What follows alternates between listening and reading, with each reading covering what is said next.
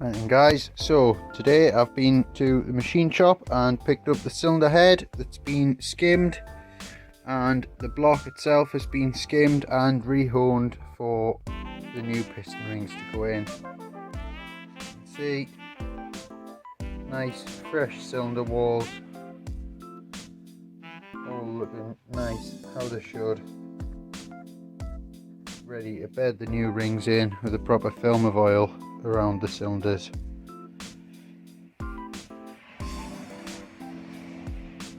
Bad news from the machine shop today is that the crankshaft is bent by 11 thou, so I'm going to have to find a replacement crankshaft before I can get the engine back together. So that's joyous, but we will move on. It will go together.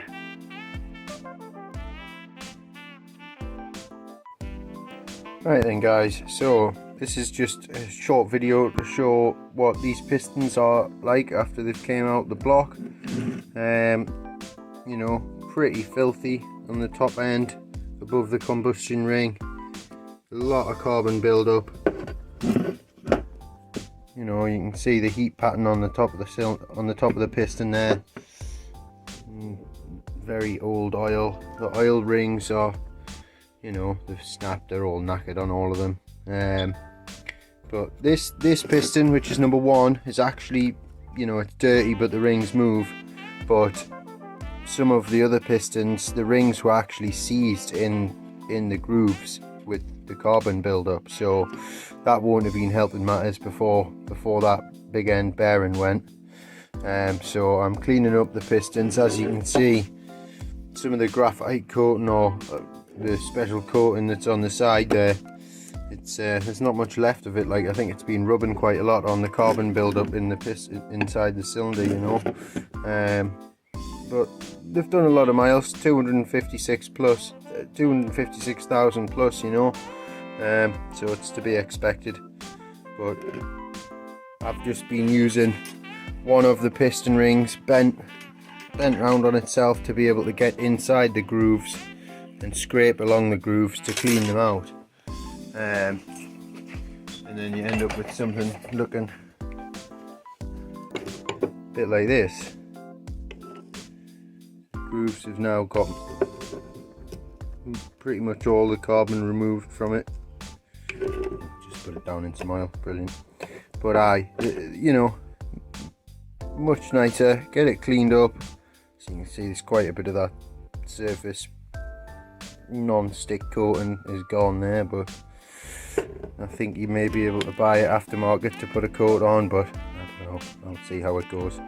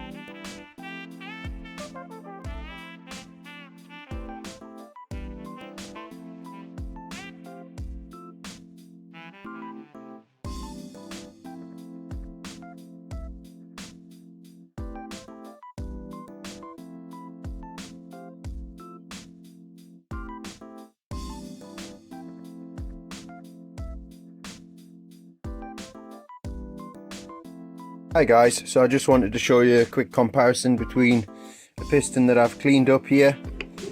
Been round, cleaned out all the grooves, got rid of all the carbon. So that's piston number 2, and this is piston number 1. As you can see, there's a lot of carbon buildup around the top end of the piston above the combustion ring, and not this particular one, but a couple of the other pistons. The rings were pretty much seized in the grooves with carbon buildup and shite. So it'll be doing it the world of good to get these cleaned up, new rings fitted. The cylinders are getting bored, well, honed I should say. They're getting re-honed to help bed in the new rings when they go in. And it should be right as rain once it all goes back together. But there's a serious amount of cleaning to be done, but I'm making progress.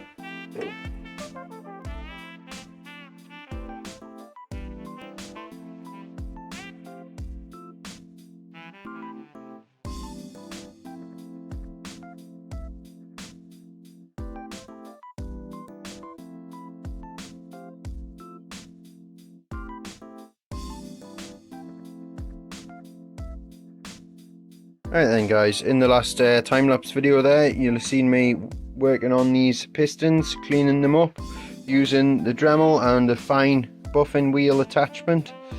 As you can see, I've managed to clean up the majority of the ports on the head of the pistons. Each recess for the valves is now clean.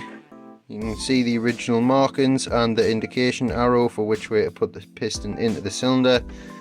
The side coating on these pistons is a bit worn, but I'm not really keen on buying new pistons, so if I can make do with this I will. If anyone has any tips on whether I can apply this coating, I believe it's like a Teflon style, like non-stick coating to the side of the piston, please point me in the right direction.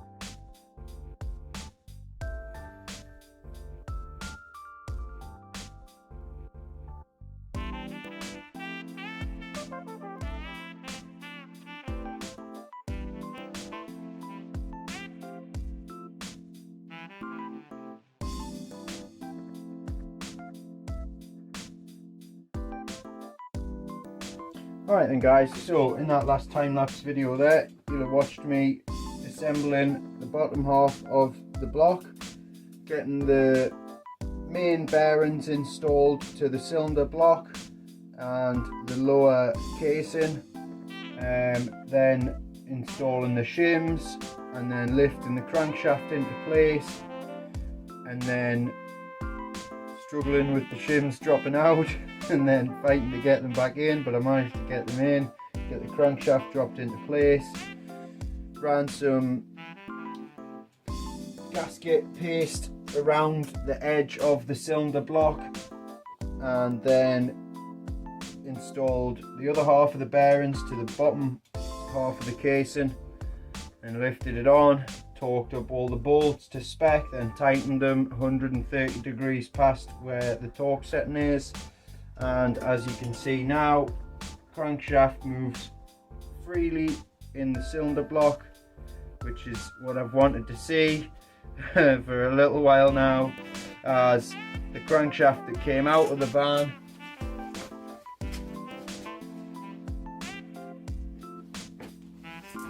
this one has an 11th thou bend in it, so I was unable to reuse it. So I've had to purchase a second-hand one that has been checked, but after installing the new bearings and getting the second-hand crankshaft in and tightening down all the bolts, the inner and outer main crankcase bolts to torque spec, the crankshaft is now spinning freely, which is very good. I'm happy with that. So I'm going to be leaving the oil pump off for the way that I need to reinstall the engine to my van. Not ideal, but that's what you've got to do when you're working on a driveway, not a lift. But as it stands, that bottom half is back together now, but these bolts, the main crankcase bearing bolts, these are one trip wonders, torque to yield bolts, so they are in now to do all the necessary assembly, but I'm expecting a new set of bolts for the crankcase to arrive. So this inner strip here, the 10 in the middle, will be replaced and properly torqued for the final assembly. But with the bottom end kind of together, I'm now able to flip the block over and begin thinking about getting the pistons dropped into place, and then I will be able to think about getting the timing, well, not the, it's not the timing's a belt, but the timing gears on the side that run the pressure, the fuel pump, the high pressure fuel pump, and keep everything in check. I'll have to get all this assembly down the side put together, but that needs a special tool that I still haven't finished making yet, so that'll be in the next video.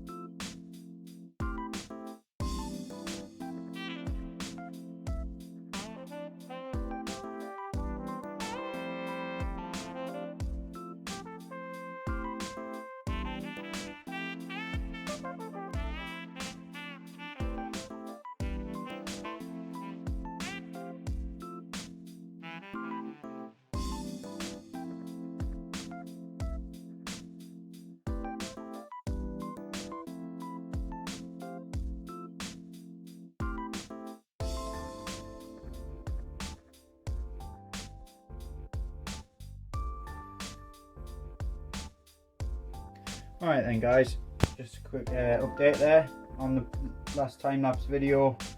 I've been going through getting the pistons put into the cylinder and installing the new big end bearings for the big end of the con rods onto the pistons.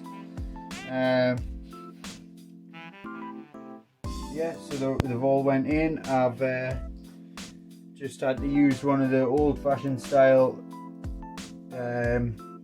locking band, like ratchet band style, rather than a tapered, specific sized tapered ring tool.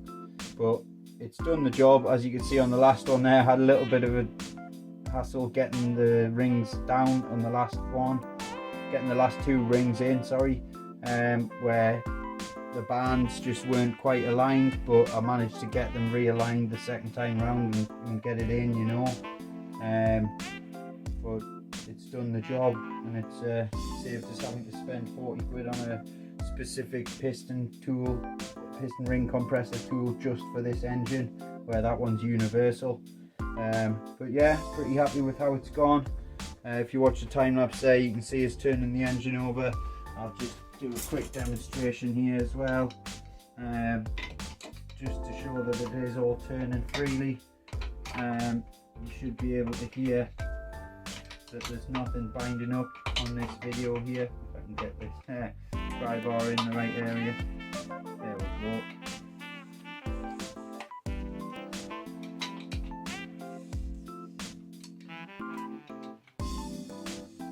As you can see, everything's turning nicely.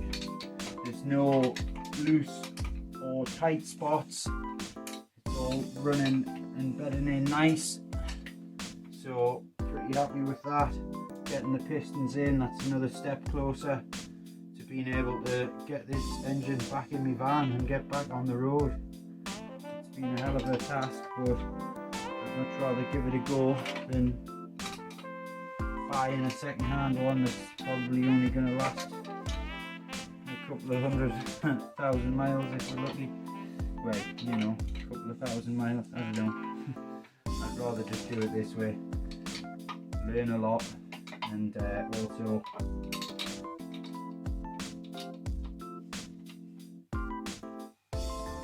get to paint the engine to match my van and get my head around how everything works, you know. So definitely a good learning curve, that's for sure. But it's no better way to learn than to throw yourself in at the deep end. Anyway, that'll do me for the night. Cheers guys, see you later.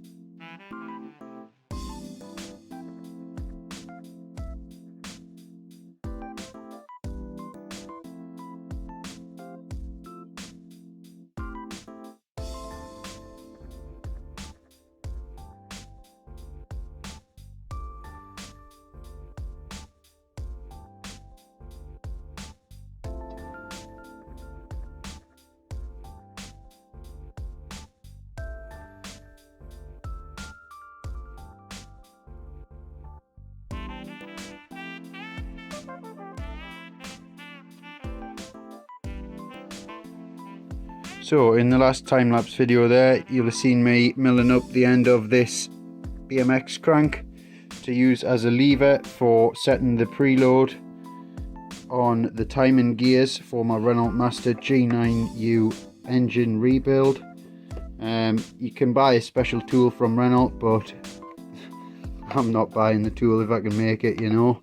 So as you can see, this lever can rotate on that bolt, and that locking plate will hold the midsection of the gear in place whilst I rotate the lever to align the gears.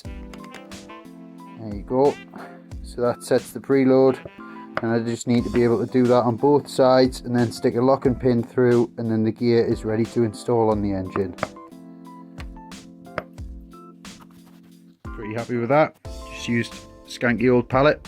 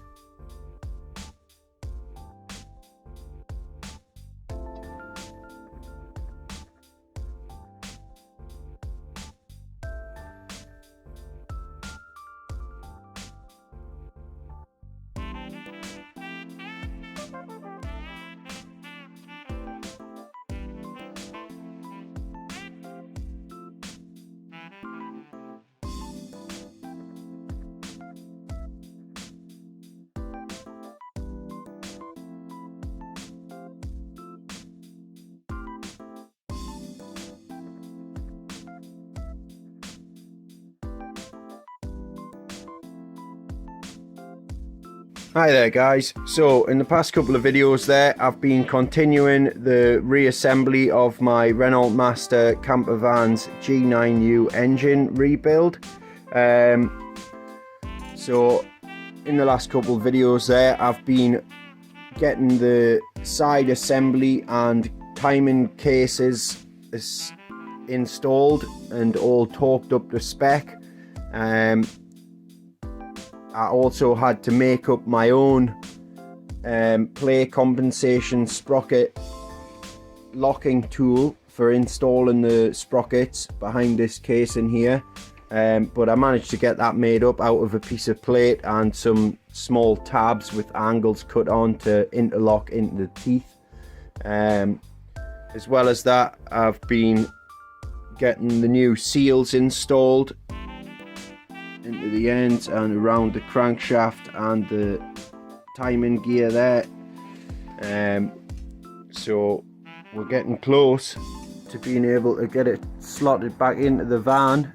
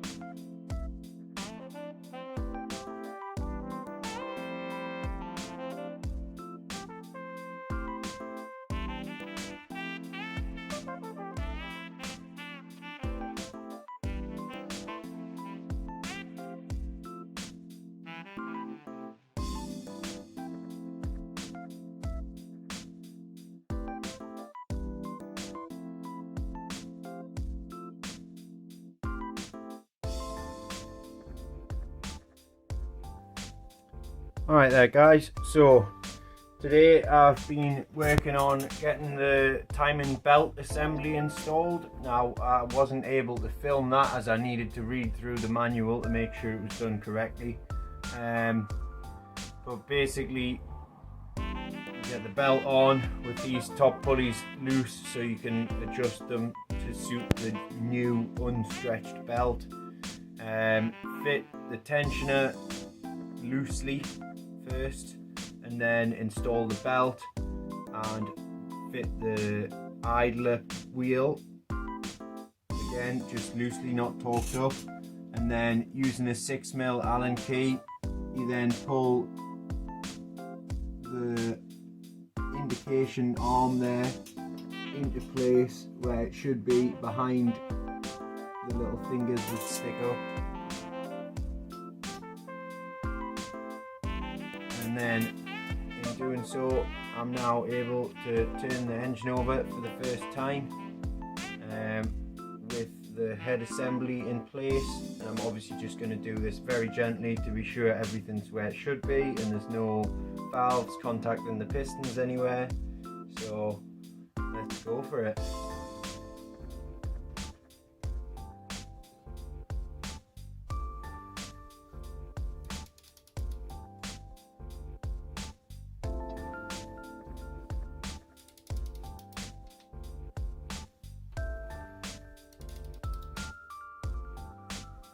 One rotation.